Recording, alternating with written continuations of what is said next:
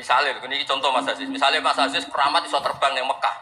Ketemu kalau didoni disadui, tetap tak pisoi Mas Aziz terbang di Mekah. Artinya apa? Nabi dengan segala mukjizatnya, kok fadhon ghalidul qalbi tetap lan fadhu min haulik. Artinya mukjizatnya Nabi sebanyak apapun, ketika secara sosial beliau salah, andekan ya tentu andekan karena nggak mungkin terjadi, tetap lan fadhu min haulik. Makanya terus Ibnu Khaldun mengatakan hadatin sesuai fitrah salimah, bahwa peradaban manusia dibangun dengan akhlak. Nah, kalau sudah ngaji seperti ini dawuh Imam Waqidi, ketok mukjizate dawuh wa innaka la'ala khuluqin azim. Ya, terus niki barokah ngaji niki sing kepengin keramat aneh-aneh stop. Mergo kepengin tok orang arah kasil pun stop mawon. Sampean manut Gus Bah ora usah keramat tapi mlebu swarga. Assalamualaikum warahmatullahi wabarakatuh. Allahumma sholli ala sayyidina Muhammad wa ala ali sayyidina Muhammad. Sahabat santri dimanapun Anda berada, ini ceramah Gus Bah ini menurut saya agak sedikit lucu ya, lucu entah itu. Kalau menurut saya itu lucu karena Gus Bah ini berceramah di antara orang-orang yang selalu mengagung-agungkan keramat ya. Nah, satu contoh tadi ya, ada pentalan-pentalan para habaib karena Gus Bah berceramah seperti yang sudah kita tonton bareng-bareng barusan ya, berceramah di dihadiri oleh banyak-banyak habaib ini. Karena apa? Seperti yang kita ketahui bersama, bukan rahasia umum, bukan rahasia lagi ya, tapi sudah jadi konsumsi publik bahwa orang-orang yang selalu mengandalkan keramat inilah keramat itu ya pasti keluar dari mulut-mulut para habib-habib ini gitu ya. Jadi ini agak mungkin kalau menurut saya ini ceramah ini sedikit menyentil orang-orang yang selalu ingin keramat dan selalu mengeramatkan seseorang atau dan lain sebagainya.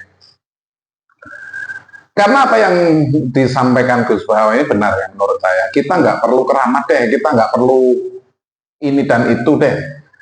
Yang penting kita itu lurus-lurus saja, lempeng-lempeng saja. Yang penting masuk surga.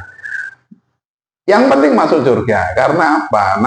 Nanti ya yang dihisab itu bukan keramat kita, tapi amalan-amalan kita.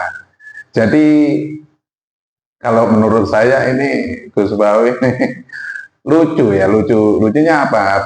Beliau berceramah di antara orang-orang yang selalu membangga-banggakan keramat leluhur-leluhurnya. Bagaimana kelanjutannya?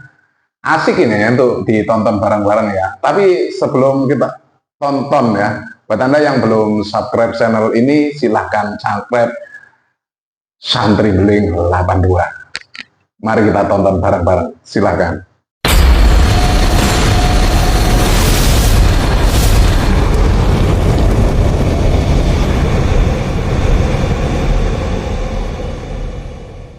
Yatim dihormat Pak D palingnya. Seterusnya sampai ailan fa'abna satu. Terus kepenak karena agama ini sesuai dengan keseharian kita. Dan Allah ketika mensifati dirinya lihadatin alladzi at'amahum min ju' wa amanahum min khauf. Sudah lah pokoknya ngaji mangan, rapati pahamlah sementing mangan. Sudah alladzi at'amahum min ju'. Allah mensifati dirinya itu sederhana, al-mut'im yang ngasih makan wa amanahum min khauf. Di Indonesia baik-baik saja, aman-aman saja. Kita ngaji agak ditangkap, kita gini ya sudah baik-baik saja. Dan itu yang paling disenangi Rasulullah SAW. Nabi ketika ditanya ayat Islami khairan ya Rasulullah itamut to'am. So nggak Islam itu sangkut mangan-mangan ya Islam. Coba adekan kita bisa terbang ke Mekah setiap saat. Dulu waya mangan raduwe, sumpek. Ada orang iso terbang tapi makan apa? Lancar. Dan itu luar biasa Nabi ketika. Pulau itu cocok. Ya selain iso terbang maksudnya. Tapi ini penting kalau aturakan supaya agama ini menjadi gampang. Sebab itu hadatin, saya sering cerita kemana-mana. Ketika hadatin cerita peradaban, saya sering cerita di banyak dosen itu sampai nangis saya cerita. Coba agama ini mensyaratkan iddah. Iddah itu kalau ada perempuan diceraikan suaminya atau tinggal mati, itu kan potensi ya. Ini misalnya Jumat mak. Kalau dalam kitab fikih kan tolak yang sunni itu fiturin lam yujami hafi, ketika suci dan suaminya tidak jima. Misalnya kamu nikahi janda, malamnya dijimak suaminya, paginya bentrok terus cerai. Terus kamu nikahi nggak ada iddah, terus punya anak yang nggak mirip kamu sama sekali karena produk awal. Produk awal. Konsolat wangil era karuan, nak mangan wangil, guling era karuan. Ngundang kue abah. Kayak apa? Tapi barokahnya iddah itu selesai karena orang yang boleh dinikah harus baroatur roh. Berarti Islam ini mensafaati sekian orang karena tidak terjadi ikhtilatul ansab. Kayak apa baiknya Islam? Diatur. Tabani juga sama. Saya pernah ditanya seorang dosen, Gus, kenapa Islam mengharamkan anak angkat? Yang diharamkan itu intisabnya, bukan anak angkatnya. Kalau kamu sayang, monggo. Tapi kalau anak angkatnya sampai lupa nasabnya, kemudian nanti ketemu saudaranya nikah, itu bahaya. Terus nanti sama saudara angkatnya pegang-pegang dikira gak batalkan wudhu padahal ajnabi. Itu yang gak diinginkan Kanjeng Nabi. Belum keangkuhan. Ya, misalnya wonten tiyang tipe anak angkat kok gaya, anak angkatnya Gus Batu lali keluargane. Lala bapaknya jenenge Parmin terus muni anakku ayo repot. Itu kan mendidik keangkuhan. Mendidik napa? Sehingga Islam ibtalut tabani. Dulu pernah ada periode orang nyebut Zaid bin Muhammad. Terus Allah membatalkan utquhum li abaihim wa aqsatu indallah. Akhirnya disebut Zaid bin Haris. Tapi sayangnya Nabi tetap sampai jenis Sayyidah Aisyah mangkelnya bukan main karena pernah Zaid ini akhirnya punya anak namanya Usama. Niku nak jajar Sayyid Hasan, niku kayak gula kopi, sutok wireng, sutok putih kuwan. Niku nak meler umbelen. Kanjeng Nabi kadang ngendikan niku lho apa sisi corong Jawa kon ngersi. Sayyidah Aisyah gak gelem, mbeli cah ireng kan gak enak. Jebule malah sing nyisi Kanjeng Nabi. Wih, mulyane Usama sing nyisi malah. Artinya sayangnya tetap, tabaninya dibatalkan tapi sayangnya tetap. Kayak apa Rasulullah SAW. Jadi kalau minta, dan itu di tafsir Basit itu yang saya paling suka ketika orang kafir bilang lan nu'mina laka hatta tafsira lana minal ardi yambu au takuna laka jannatu min nakhil wa inabin fatufajjirul anharu khilalaha tafsira autus kita sama. Itu orang kafir mintanya kan aneh-aneh. Muhammad saya mau iman. Asal kamu menjadi orang kaya raya, kemudian kamu tidak akan membebani kita. Atau Mekah ini menjadi sungai yang menjadi subur semua. Itu yang paling kurang ajar bilang gini, autar kofis sama, walan nu'mina liruqiyika hatta tunazzila alina kitaban nakro. Lebih parah lagi ngomong gini, mereka auta tiabillahi wal malaikati qabila. Gini loh Muhammad, Allah turun dari langit terus gandeng kamu sama Jibril, terus tangan kamu diangkat dimaklumatkan, ini loh Nabi akhir zaman. Itu di semua riwayat ahli tafsir mengatakan kenapa Allah tidak nuruti itu, karena ketika konsep Quran itu rasional sesuai fitrah salimah, orang yang menolak itu angkuh. Meskipun minta mukjizat itu yang menolak itu angkuh. Sebab itu kalau suwon Quran itu ya yang keseharian kita secara sosial ya alladzina yunfiquna fis-sarra wa dharra. Kalau sering cerita, kalau kamu merantau ke Jakarta, nemui teman misalnya Zaid, ketika berteman kamu sering ngasih uang. Sekarang Zaid jadi menteri atau jadi pengusaha di Jakarta. Dulu ketika berteman kamu sering ngasih uang Zaid.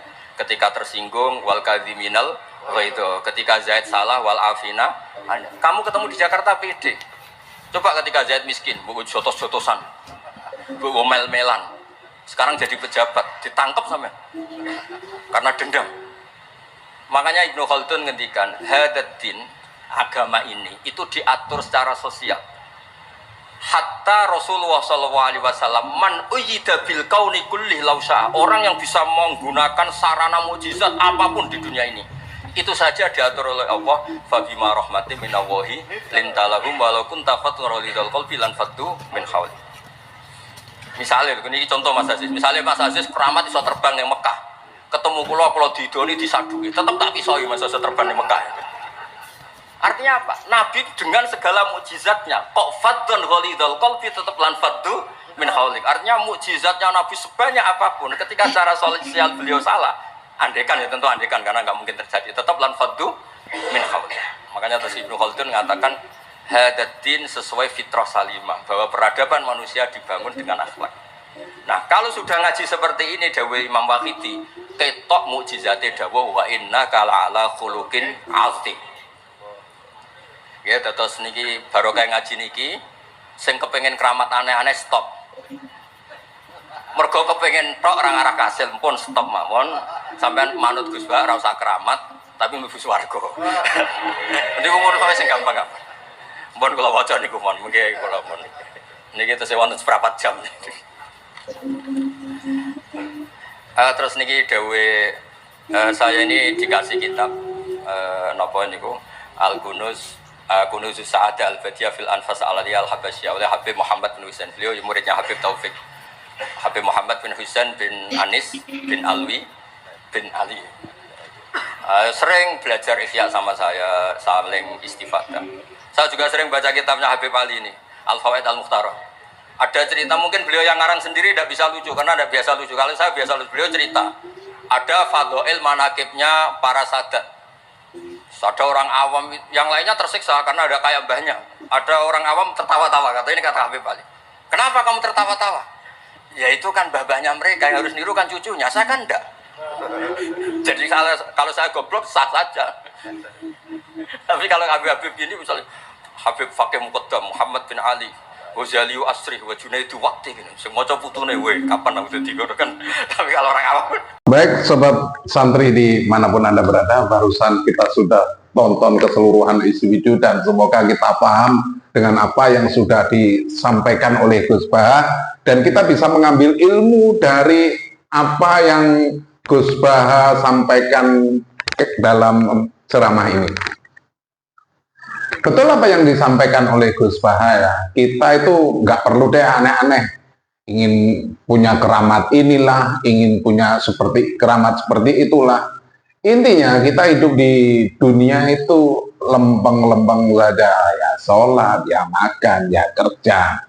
Yang penting itu kita tidak menyalahi aturan agama saja, wes. Simpel saja. Karena toh nanti yang ditanyakan di yaumil akhir ditanyakan juga perilaku kita, bukan kesaktian kita, bukan keramat kita. Bahkan kita itu nggak boleh ya, kata Gus Bah, nggak boleh terlalu mengagung-agungkan keramat orang lain. Bahwa si ini punya seperti itu, si ini kita harus mengikuti. Tidak seperti itu. Jadi jadilah diri kita sendiri. Boleh kita berguru istilahnya itu ya mengambil ilmu baiknya saja, nggak harus seperti beliau-beliau ini ya, tidak, gitu yang menurut yang saya tangkap dari apa yang disampaikan oleh Gus Baha. Sobat santri dimanapun Anda berada ya, kadang-kala memang ada segelintir orang yang suka mengagung-agungkan kehebatan moyang-moyangnya dulu. Bahwa moyangnya itu seperti ini, seperti itu, seperti itu. Terus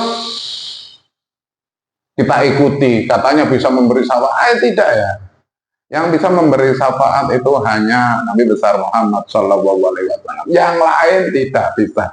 Jadi kalau ada orang mengatakan bahwa si A bisa memberi syafaat, si B bisa itu bohong. Kalau menurut saya bohong. Karena dari 25 Nabi saja yang bisa memberikan syafaat nanti di yaumil akhir itu cuma junjungan kita Nabi besar Muhammad SAW. Apalagi cuma orang-orang yang mungkin punya karomah. Ya, kalau menurut saya orang-orang yang punya karomah, ilmunya lebih alim, tapi walaupun sealim-alimnya, sepandai-pandainya, sekeramat-keramatnya, kelak pasti akan mencari Nabi besar Muhammad SAW untuk meminta syafaatnya. Jadi marilah kita bersolawat kepada kanjeng Nabi Muhammad SAW. Karena apa? Orang-orang yang suka bersolawat. Saya pernah mendengarkan guru ngaji saya mengatakan, kelak di yaumil akhir orang yang pertama mendapatkan syafaatnya Nabi Agung Muhammad SAW itu bukan orang yang suka bersedekah, bukan orang yang rajin ibadah, bukan orang kaya, bukan orang miskin dan lain sebagainya, tetapi orang yang selalu bersolawat kepada junjungan kita Nabi besar Muhammad SAW. Jadi alangkah indahnya kalau kita selalu memuji beliau, bersolawat Kalau nggak setiap hari ya nggak apa-apa, tapi seingat kita saja, marilah kita bersolawat kepada kanjeng Nabi Muhammad SAW. Semoga kelak di yaumil akhir kita mendapatkan syafaat beliau. Dan dari video ini kita bisa mengambil pengajaran, mengambil ikhtibar dari apa yang sudah disampaikan oleh Gus Bah, dan kita bisa jadikan pegangan, kita jadikan apa ya, kunci pelajaran untuk kehidupan kita. Semoga Gus Bah selalu diberikan kesehatan, diberikan semuanya yang doa-doa yang terbaik saja. Dan mungkin di akhir video ya, mungkin ada tutur kata saya yang kurang berkenan di hati Anda atau menyinggung perasaan Anda semuanya, izinkan saya mohon maaf yang tak terhingga.